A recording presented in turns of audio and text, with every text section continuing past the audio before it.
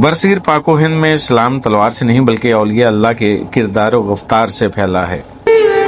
اولیاء کرام کی کاوشوں کی وجہ سے اسلام کو فروغ ملا۔ پاکستان کے قیام میں اکابرین اہل سنت نے بہت اہم کردار ادا کیا۔ برصغیر پاک و ہند میں اولیاء کرام نے اسلام کی جو خدمت کی وہ کسی سے ڈکی چھپی نہیں۔ یہ ایک مسلمہ حقیقت اور تاریخ گواہ ہے کہ برصغیر پاک و ہند کی آبادی کو اسلام کی دولت اولیاء کرام کی پرامن تبلیغی مساعی کی بدولت نصیب ہوئی۔ انہی کے باطنی تصرفات نے اس خطے پر مسلمانوں کو حکمرانی کے مواقع فراہم کیے۔ تو پھر ماننا پڑے گا کہ برصغیر پاک و ہند میں اشاعت اسلام کا حقیقی صحرا اولیاء کرام کے سر ہے، جو سرزمین پاک و ہند پر آفتاب عالم کی طرح طلوع ہوئے۔ آج جس عظیم ہستی کا میں تذکرہ کرنے جا رہا ہوں، اسے عالم اسلام میں سلطان العارفین شمس السالکین سلطان بہو رحمت اللہ علیہ کے نام سے یاد کیا جاتا ہے۔ ایمان سلامت ہر کوئی منگے، عشق سلامت کوئی ہو، ایمان منگن شرماون، عشق و ندل نو غیرت ہوئی ہو، عشق و ندل نو غیرت ہوئی ہو۔ ایک ایمان کی سلامتی چاہتا ہے، لیکن عشق کی سلامتی چاہنے والا کوئی ہوتا ہے۔ ایمان چاہتے ہیں مگر عشق سے کتراتے ہیں۔ یہ دیکھ کر ہمارے دلوں میں غیرت بھڑک اٹھتی ہے۔ آپ رحمت اللہ علیہ کا اسم گرامی سلطان باہو تھا۔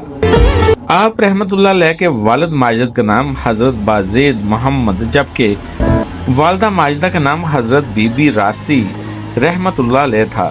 حضرت صحیح سلطان باہو رحمت اللہ علیہ کی ولادت باسعادت ماہ رمضان المبارک میں 1039 ہجری میں ہوئی۔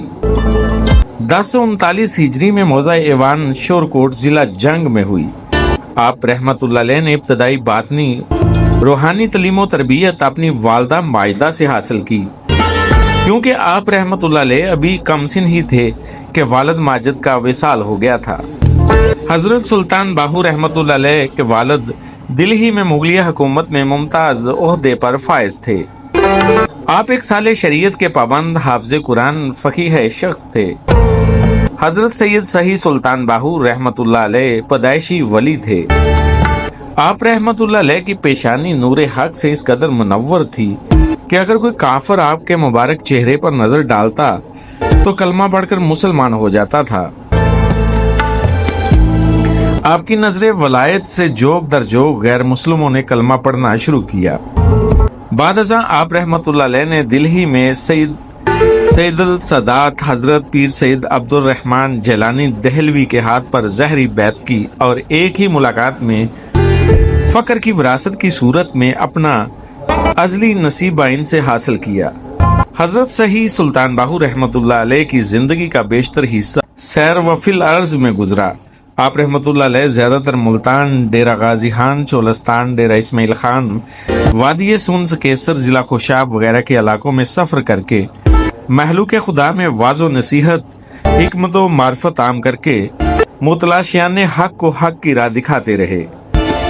حضرت صحیح سلطان باہو رحمت اللہ علیہ نے 4 شادیاں کی، جن سے 8 بیٹے اور 1 بیٹی پیدا ہوئی۔ سب سے چھوٹے صاحبزادے سلطان حیات محمد نے بچپن میں انتقال فرمایا۔ آپ رحمت اللہ علیہ نے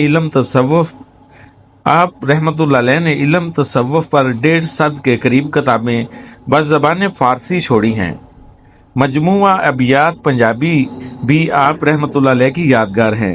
حضرت صحیح سلطان باہو رحمت اللہ علیہ نے 1 جمادی الثانی 1102 ہجری شب جمعہ 63 سال کی عمر میں دائل اجل کو لبیک کہتے ہوئے سفر آخرت فرمایا۔